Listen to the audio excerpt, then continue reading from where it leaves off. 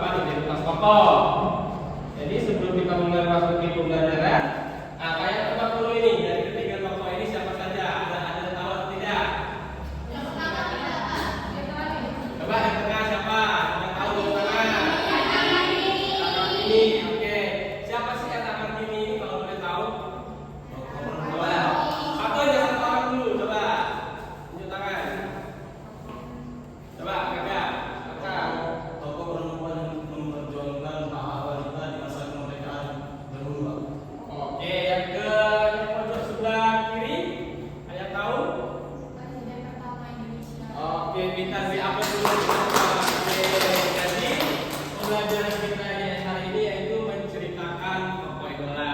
Nah, sebelum mulai masuknya apa itu tokoh idola, kita harus tahu dulu apa itu definisi dari menceritakan. Jadi menurut Kabisa tahun 97, cerita adalah sebuah kultur yang melukiskan proses terjadinya peristiwa secara panjang lebar atau kalangan yang menyajikan jalannya kejadian-kejadian suatu tokoh.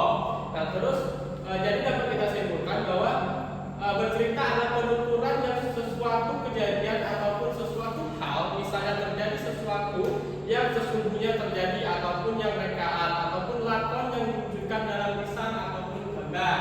Jadi kita itu nanti yang Bapak harapkan evaluasi nanti kayak menceritakan tokoh idola kalian ke kita secara lisan.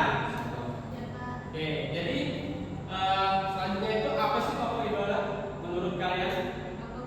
Coba, Cynthia, coba. Ya, coba. Seperti tokoh kesayangan atau Oke, oke, coba lagi ada lagi. Coba, Cynthia. tokoh idola itu tokoh yang menginspirasi kita untuk melakukan suatu hal yang kita sukai. Oke, jadi tokoh idola itu tokoh yang disenangi atau dibanggakan atau dikagumi, dan juga tokoh idola memiliki kelebihan sehingga menjadi teladan yang ingin kita contoh atau tiru. Dan yang terakhir itu tokoh tersebut dapat berupa yang dapat kita tiru itu berupa perilakunya, mungkin visinya yang sehat ataupun jasmaninya ataupun ajaran-ajaran yang diberikan secara positif.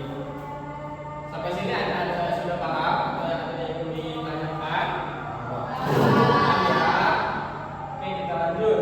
Nah, hal yang harus kita ketahui mengenai tokoh idola itu yang pertama itu adalah identitas tokoh. Identitas tokoh ini mencakup adanya nama lengkap, nama panggilan sang tokoh, tempat tanggal lahir tokoh, apapun nama orang tua. Nah, nama orang tua ini bisa kita waktu kalian menceritakan nanti boleh disebutkan atau tidak, karena kan setiap tokoh itu memiliki privasi identitasnya masing-masing. Dan yang terakhir itu adanya alamat, itu alamat tempat tinggal tokoh, apa yang kalian menjualkan.